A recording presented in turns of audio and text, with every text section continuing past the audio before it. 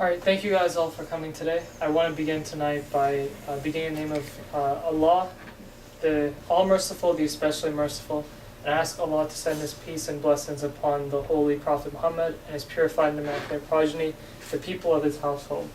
So, to kind of recap, we've been doing an Islam 101 series. We've been going through different aspects of Islam, starting with the first idea of, does a God exist? Why do we need religion? Proceeding then to find out that we do need revelation and figuring out which revelation is the true word of God. Proceeding then to figure out what, in light of this, what's humanity's purpose in life, and proceeding from that to figure out who best embodies this purpose in life that humanity has been created for. In talking about the life of Prophet Muhammad and talking about prophethood in general. And now we come to this idea that we concluded last time that the Prophet Muhammad was the one who lived a perfect life, a sinless life, and our goal as Muslims to emulate this life. So today I'm going to be talking about what really does it mean to be a Muslim. What are the very practical things that Muslims must do in order to be a Muslim. So kind of the outline of what we're going to talk about today is these branches of religion. These are called the Furu'ud-Din, or the branches of religion. And we have Salah, or prayer, Sawm, fasting, Hajj, the pilgrimage, the alms, the tax, Jihad, which is the struggle, enjoining good, forbidding evil, loving God's chosen, and disassociating from their enemies. So I'll go through all these in detail. So the first and the most important branch of the religion is what's called Salah, or prayer. And this prayer is I guess it's not really present in too many other religions in the same ordered fashion it's present in Islam. So 5 times a day, at designated times, all Muslims begin this very ordered prayer with a prostrate towards Allah in unity, in congregation. Well, it's recommended to do this in congregation. Before one starts, one has to do this thing called an wudu, or ablution. Most people probably don't know what that is in English because that word isn't really used, but it's a spiritual cleansing that we do before we start the prayer, the salah. And this is very ordered. It's very structured. There's movements that we do, and it's the same no matter what part of the world you're in or what kind of Muslim you are. The second one now is I guess. These are all very important, but this idea of Sawm, or fasting. Now, during the month of Ramadan, it's currently the month of Ramadan, Muslims fast for an entire lunar month. We can't eat food or drink water, amongst other restrictions like abstaining from smoking and whatnot. And the main idea is, maybe many people have heard that when we fast, we don't eat food, drink water. But beyond that, it's this idea that fasting isn't just fasting of the stomach. Fasting is a fasting of every single body part. When we fast, we're supposed to refrain from seeing things that are impermissible, or haram, as we call them. We're supposed to be better followers of. We're supposed to take this time to become better Muslims. So it's a fasting of the eyes, a fasting of the hands, a fasting of the feet. It's a holistic fast, if you will. So some of the purposes are, of course, there's the health benefits of it. There have been many health studies to show that fasting can be beneficial to your health. So some people would say we have a built-in, I guess, weight loss mechanism in our religion, but this really truly doesn't capture the essence of the fast, which is is really for spiritual growth. One of the benefits beyond this also is to sympathize with the poor of the society, to realize that although the privileged person can break their fast when they get to when it becomes sundown, the not so privileged person, the poor man, cannot do this. Now, going back to the idea of spiritual growth, when we abstain from food, we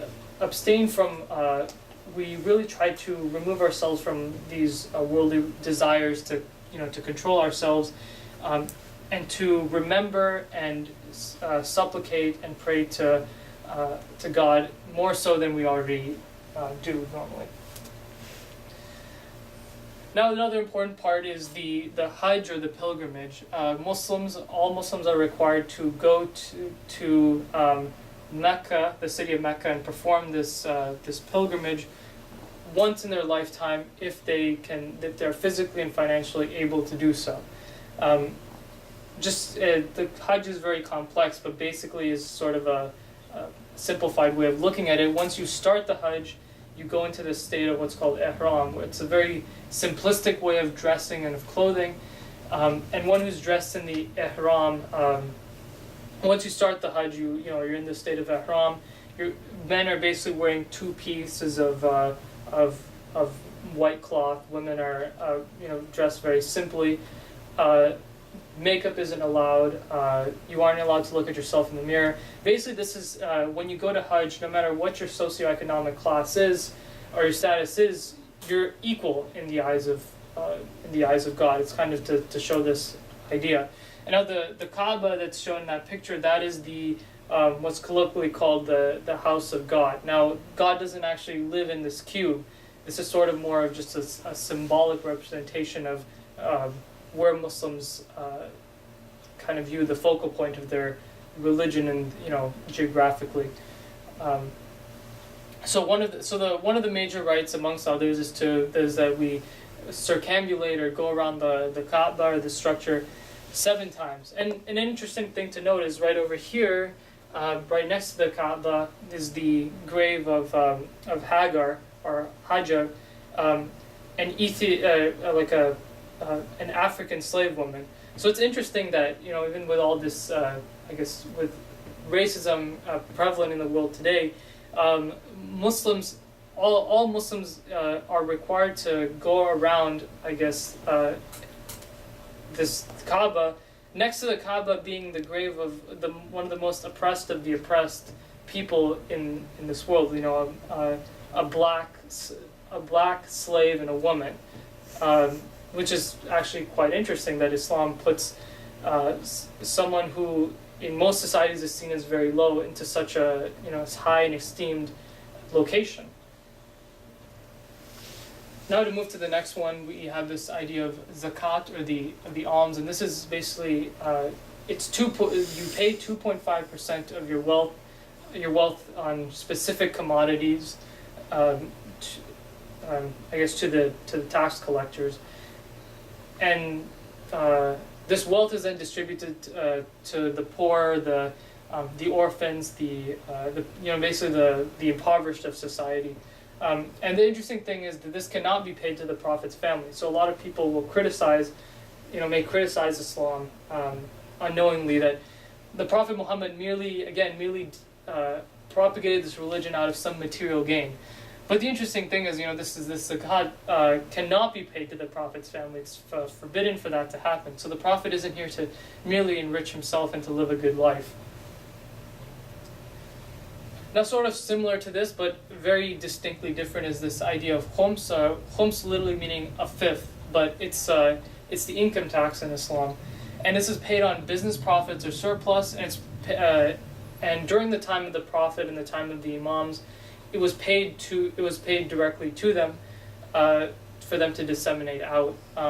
But now, in the absence of our current Imam, it's paid to our religious scholars and their designated representatives, who then split into 2 parts. One part of which is used for educating people about Islam, creating religious establishments like mosques and schools, paying for the sustenance of scholars, and the other part being for paying for more of it's more of an alms, again, to give to orphans, the impoverished, or travelers who need money to return back to their homes. Most controversial probably on this list is this idea of jihad, or of incorrectly translated a lot of times as holy war, but really to mean struggle. Now I'm going to start off with a lesser jihad, because this is probably what's colloquially more well known. The lesser jihad is this idea of external struggle or taking up arms against your opponent. And this is to fight against the enemies of Islam. Now, to sort of answer a lot of the questions raised about jihad is first and foremost to realize that Islam is a very pragmatic and practical religion. We don't live in la la land, right? Like there is ideally we live in a world where nobody oppresses anybody, nobody hurts anybody. We all live in peace and harmony. But that's not really the nature of this world. We live in a society where there are oppressors, where there are people who are unjust. And as a final resort, Islam allows and actually makes it obligatory upon Muslims to fight against these kind of people in the armed struggle. Of course, this is not only the last resort, but even when when push does come to shove and the sword has to be taken up, there are many rules of engagement. For example, trees cannot be uprooted, women and children cannot be harmed, civilians in general must be taken care of. So, for example, this idea of the scorched earth policy, this was used in World War II when the Russians were retreating from the Nazis. They would set fire to all their crops. They would kill all their livestock, just to make sure that the enemies wouldn't take it. This is something in Islam that would be forbidden. You can't just go around ransack whole towns, just bulldoze entire forests, merely to gain, merely to gain some land, if you will. In Islam, we always have this idea of keeping the moral high ground. The ends don't justify the means, if you will. But more importantly than the lesser jihad is this idea of the greater jihad, or the internal struggle. And it's very interesting that the greater jihad is characterized, the idea of struggling against yourself is categorized as being above this idea of taking up arms against others. The jihad of the self, overcoming your lower desires and weaknesses, is a lot more difficult than the lesser jihad, or the external struggle, because your enemy isn't straight in front of you, right? When you're fighting yourself, it's an internal enemy. You're fighting against the temptations of the Satan. You're fighting against things that you want to do, but that you know it's better not to do. So yeah, that kind of sums up jihad. Probably the most controversial thing on here. Then we have this idea of enjoining the good and forbidding the evil, which is amar bil ma'ruf nahi anil munkar. So this is pretty self-explanatory. Enjoining the good is calling people to do good actions, whereas forbidding evil is calling people away from sins. Now, of course, there's rules and limits to this. You can't just go around, like, if somebody, may not be paying their zakat or their alms, so to speak, you can't just go around and kill them, for example, right? And saying this is forbidding evil. You can't force people into religion. You can merely call people to do the right thing, or call people away from the wrong thing. The last branch of the religion is this. Last two branches are this idea of tawalla and tabarra.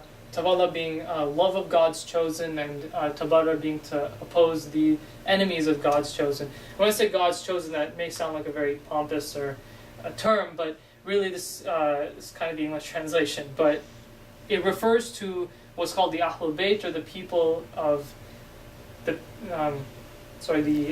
people of the Prophet Muhammad's household. So these are 14 individuals. The Prophet Muhammad, his cousin and son-in-law Ali, his daughter Fatima, their two grandsons Hassan and Hussein, and then his 9 descendants from the line of Hussein, which are called the Imams. Now, God says in the Quran, "I do not ask," or the Prophet, says in the Quran, in this discourse, that I do not ask you of this message any payment, but only goodwill through kingship, as in to be kind to his family and to love them. And throughout history, when people have, there have been people that have oppressed the Prophet's family, have killed the Prophet's family, have done unspeakable acts to them, and because this idea of tawalla and tabarra kind of go hand in hand. We love the Prophet's family, We we love them more than our own families. We do anything to anything that they would ask us to do. Obviously, knowing that anything that they ask us to do is only in the benefit of God. And in doing so, we also have to disassociate from their enemies. That their allies are our allies, their enemies are our enemies, their struggles are our struggles. So this kind of ends the 14 points. Not 14, just all the branches of our religion. There's just two other things I kind of want to talk about that I guess Islam kind of differentiate. That's I guess between Western society and Islamic society are kind of different. First is this idea of dietary laws that Muslims can only eat what's called halal meat. And halal, what constitutes halal, is that the animal must be slaughtered in a very specific way. Only certain animals can be slaughtered, of course. Like not all animals can be slaughtered. For example, you can't eat cats and dogs. But for example, sheep and cows, chickens, you have to slaughter them. You have to slaughter them in a very humane way. You must invoke the name of God when you do it. You have to drain out all the blood when this happens. Ensure that there's very, of course, there's very worldly reasons for why that's right. It's the most humane thing to do. The meat quality is better. Of course, there's also spiritual benefits to do, but this is another topic altogether. And we can consume fish as well, except those that don't have scales. And there's another whole jurisprudential talk about this. And of course, all vegetation is okay for us to eat as well.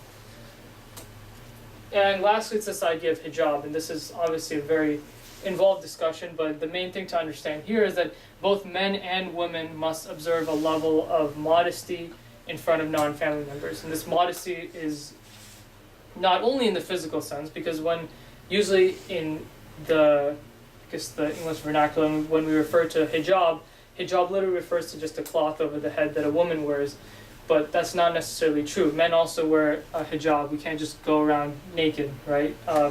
There's a level of modesty that must be observed for men, and a level of modesty that must be observed for women. Now, the hijab for men and the women is different, but it does exist for both of them, and there is equity in this regard. There's also the idea of not just the physical hijab, but the behavioral hijab as well. You can't just go around flirting with every girl that you meet. There's a level of modesty present between non-familial men and women. So I'm going to that's pretty much it as far as the very practical, the practical aspects of Islam, what it constitutes to be a Muslim. Again, I hope this lecture has been beneficial to you. I ask a lot, if any benefit has come from this, all praise is due to God. Allah, He guides those who seek guidance, and He leaves in misguidance those who do not care for His guidance. Thank you guys all for listening. I ask Allah to bless the Holy Prophet Muhammad and his purified progeny, the people of his household. Assalamu alaikum wa rahmatullahi wa barakatuh. May the peace and blessings of God be upon all of you.